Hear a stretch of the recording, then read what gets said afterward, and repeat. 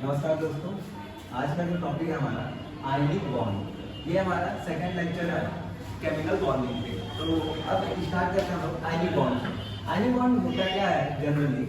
Ionic bond ये होता है कि transfer of electron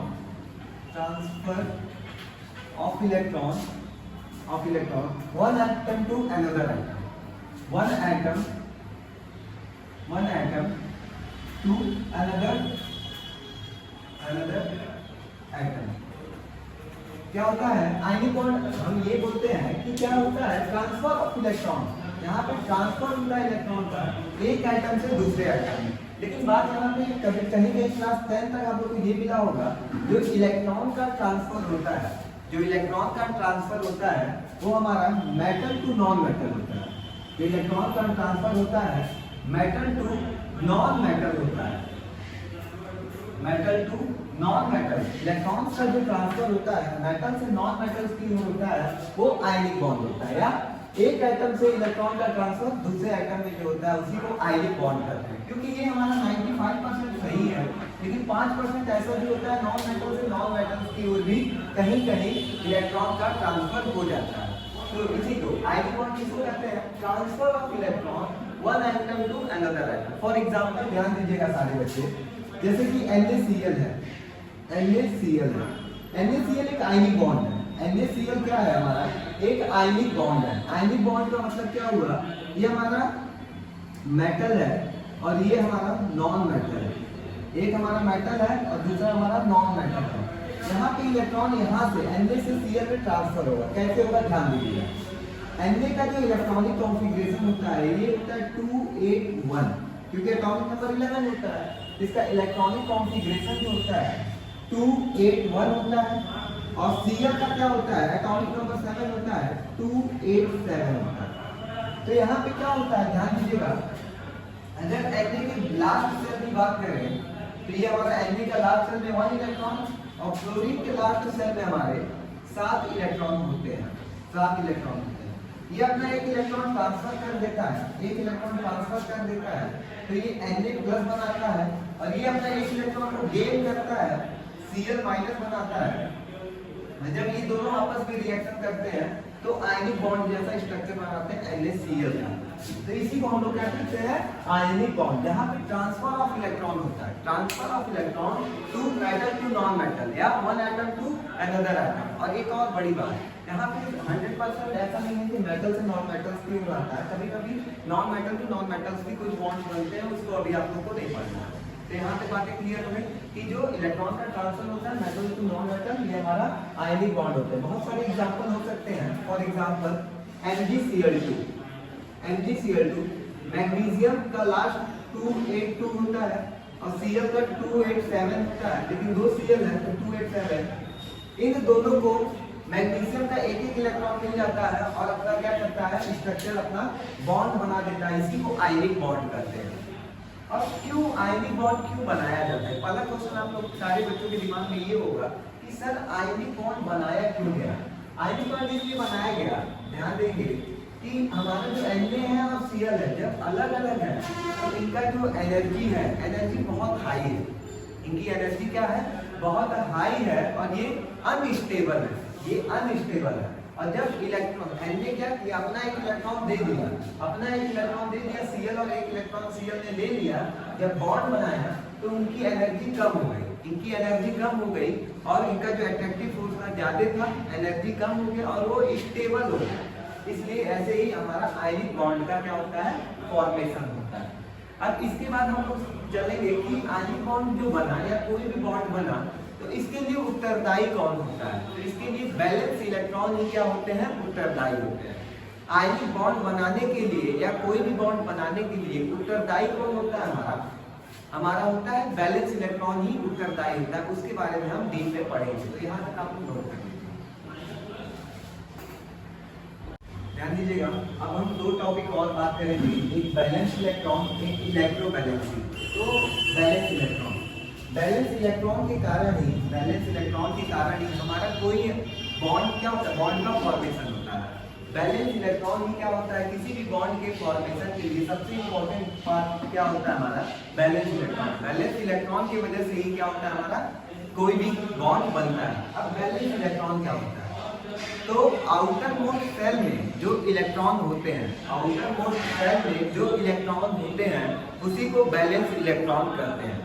outer most shell में जो इलेक्ट्रॉन होते हैं उसी को हम लोग क्या करते हैं, बैलेंस इलेक्ट्रॉन कहते हैं। फॉर एग्जांपल समझेंगे, अगर हम Na की ही बात करें, Na की बात करें, Na के लास्ट सेल में अगर हम लोग इलेक्ट्रॉनिक कॉन्फ़िगरेशन लिखें तो 281, अगर इसका एक फिगर बनाया हम देखिएगा, पहले में 2 इलेक्ट्रॉन, दूसरे में 8 इलेक्ट्रॉन, 1 2 3 4 5 6 7 8 और लास्ट सेल में हमारा कितना इलेक्ट्रॉन, 1 इलेक्ट्रॉन।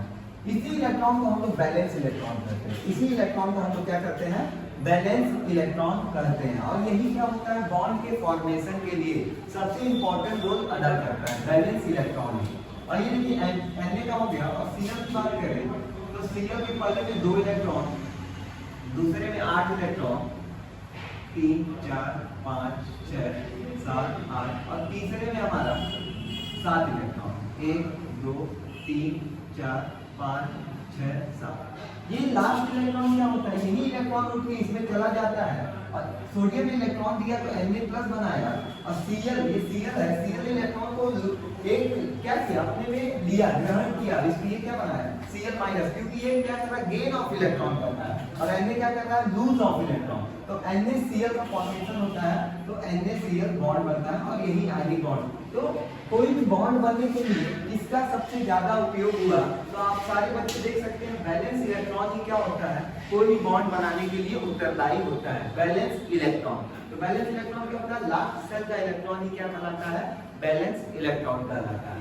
अब इसके बाद आता है इलेक्ट्रोबैलेंसिंग। इलेक्ट्रोबैलेंसिंग क्या होता है, ध्यान दीजिएगा, the number of transfer of electron during ionic bond. मतलब कि जब आयनिक बॉन्ड बनता है, आयनिक बॉन्ड हिंदी में ही लिख देते हैं, आयनिक बॉन्ड जब बनता है तो कितना नंबर ऑफ इलेक्ट्रॉन, कितना नंबर ऑफ इलेक्ट्रॉन ट्रांसफर हुआ, कितना नंबर ऑफ इलेक्ट्रॉन ट्रांसफर हुआ, उसी को हम लोग इलेक्ट्रोबैलेंसिंग करते हैं। मतलब कि जब कोई भी आयनिक बॉन्ड बनता है, मतलब मेटल से इलेक्ट्रॉन ट्रांसफर होता है, मेटल से इलेक्ट्रॉन ट्रांसफर होता है, कितना नंबर ऑफ इलेक्ट्रॉन ट्रांसफर होके हमारा आयनिक बॉन्ड बनाता है, उसी को हम लोग इलेक्ट्रोबैलेंसिंग करते हैं। बात समझ में आ रहा है कि कितना नंबर ऑफ इलेक्ट्रॉन क्या होता है, ट्रांसफर हुआ और क्या हुआ, बॉन्ड बनाया, उसी को इलेक्ट्रोबैलेंसिंग करते हैं। फॉर एग्जांपल ध्यान दीजिएगा, NaCl बहुत प्यारा सा एग्जांपल है। Na के लास्ट सेल में 1 इलेक्ट्रॉन और वही 1 इलेक्ट्रॉन क्या हुआ, ट्रांसफर होके आयनिक बॉन्ड NaCl बनाया, तो ये कितना नंबर ऑफ इलेक्ट्रॉन ट्रांसफर हुआ, तो 1। तो इलेक्ट्रोबैलेंसिंग कितनी हुई, 1। तो आयनिक बॉन्ड के बनने में कितना नंबर ऑफ इलेक्ट्रॉन ट्रांसफर होता है, उसी को क्या करते हैं हम लोग, इलेक्ट्रोबैलेंसिंग करते हैं। यहाँ तक आप लोग को टॉपिक समझ में आया होगा और ये बात इंपॉर्टेंट है। अब इसके बाद जो आयनिक बॉन्ड होता है ये स्ट्रॉन्ग बॉन्ड होता है।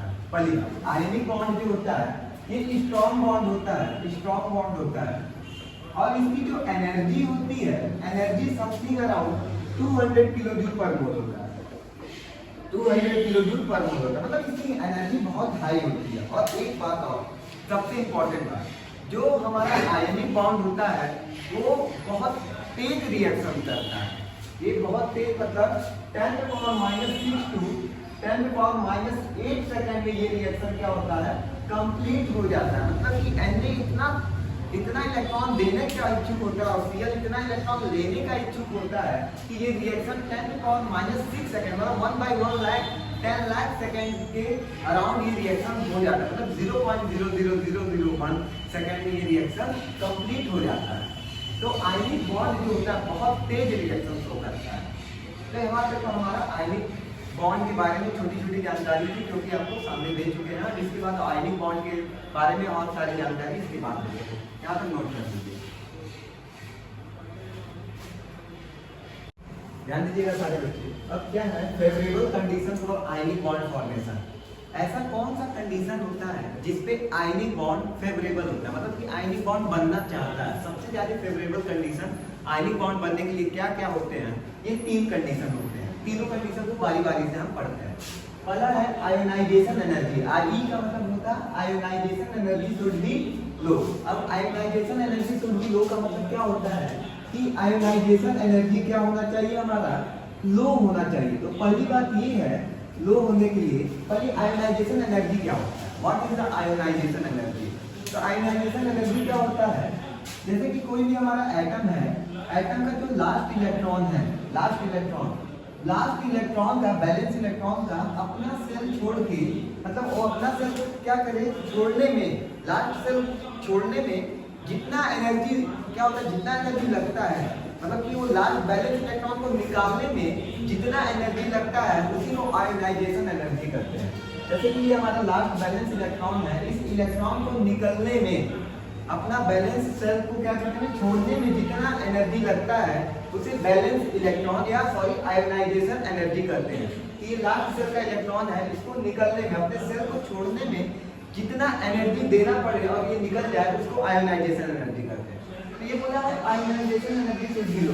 आयोनाइजेशन एनर्जी लो कब होगा, लो तभी होगा जब एटम क्या होगा, हमारा बड़ा होगा। एटम बड़ा होगा तो यहाँ से इलेक्ट्रॉन इजीली रिमूव कर पाएगा, क्योंकि जो न्यूक्लियर चार्ज है वो कम अट्रैक्ट करेगा इलेक्ट्रॉन को, तो साइज बड़ा होना चाहिए। तो ये आयोनाइजेशन एनर्जी शुड बी लो का मतलब ये हो गया, ये ओवरऑल कहना ये चाहता है कि एटम का जो साइज होगा, एटम का जो साइज होगा वो बड़ा होना चाहिए, बिग होना चाहिए। क्योंकि जब एटम का साइज बड़ा होगा तो इलेक्ट्रॉन इजीली निकल सकता है, साइज बड़ा होना चाहिए। जब इलेक्ट्रॉन इजीली निकल सकता है तो एक एटम क्या करेगा, पॉजिटिव बनाएगा, इजीली पॉजिटिव बनाएगा। तो इसलिए बोला जाता है आयोनाइजेशन एनर्जी क्या होना चाहिए, शुड बी लो होना चाहिए। आयोनाइजेशन एनर्जी लो होगा तभी इलेक्ट्रॉन इजीली निकल जाएगा और कार्बोकैटायन का फॉर्मेशन इजीली करेगा, कैटायन का फॉर्मेशन इजीली करेगा। तो आयोनाइजेशन एनर्जी क्या होना चाहिए, लो होना चाहिए। दूसरा, इलेक्ट्रॉन गेन एंथैल्पी या इलेक्ट्रॉन एफिनिटी क्या होनी चाहिए, हाई होनी चाहिए।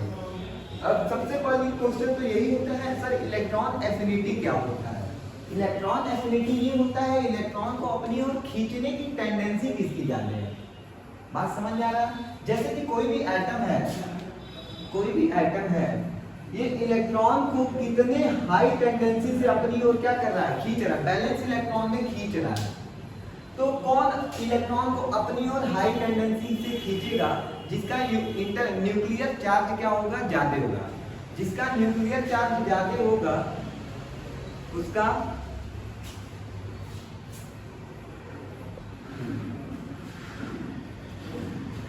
ध्यान दीजिएगा, जिसका न्यूक्लियर चार्ज ज्यादा होगा, जिसका न्यूक्लियर चार्ज ज्यादा होगा वो इलेक्ट्रॉन को अपनी ओर ज्यादा टेंडेंसी से खींचेगा।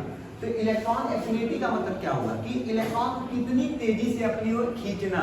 तो ये क्या बनाएगा, एनायन का फॉर्मेशन, क्योंकि इलेक्ट्रॉन को अपनी ओर खींच रहा है तो ये एनायन का फॉर्मेशन करेगा। एटम क्या करेगा, माइनस का फॉर्मेशन करेगा। इसलिए क्या बोला गया, इलेक्ट्रॉन गेन एंथैल्पी या इलेक्ट्रॉन एफिनिटी हाई होना चाहिए। इलेक्ट्रॉन एफिनिटी हाई होगा तभी वो इलेक्ट्रॉन को अपनी ओर ज्यादा तेजी से खींच सकता है। जैसे कि फ्लोरीन हो गया, क्लोरीन हो गया, क्लोरीन इलेक्ट्रॉन को अपनी ओर बहुत तेजी से खींचेंगे तो इलेक्ट्रॉन एफिनिटी क्या होनी चाहिए, हाई होनी चाहिए। तो एक एनायन बनाने की टेंडेंसी रखता है, कैटायन बनाने की टेंडेंसी रखता है, इस दोनों जोड़ के आपस में क्या बना देंगे, आयनिक बॉन्ड इजीली बना देंगे। तो ये फेवरेबल कंडीशन होता है।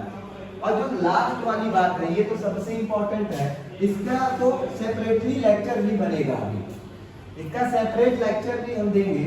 ये बोला overall lattice energy should be high. What is the lattice energy, lattice energy क्या होता है, सबसे बड़ा क्वेश्चन ये है। तो यहाँ पे आप ये बात समझ गए कि लैटिस एनर्जी हाई होना चाहिए। तो ये कंडीशन तो है कि फेवरेबल कंडीशन है आयनिक बॉन्ड का।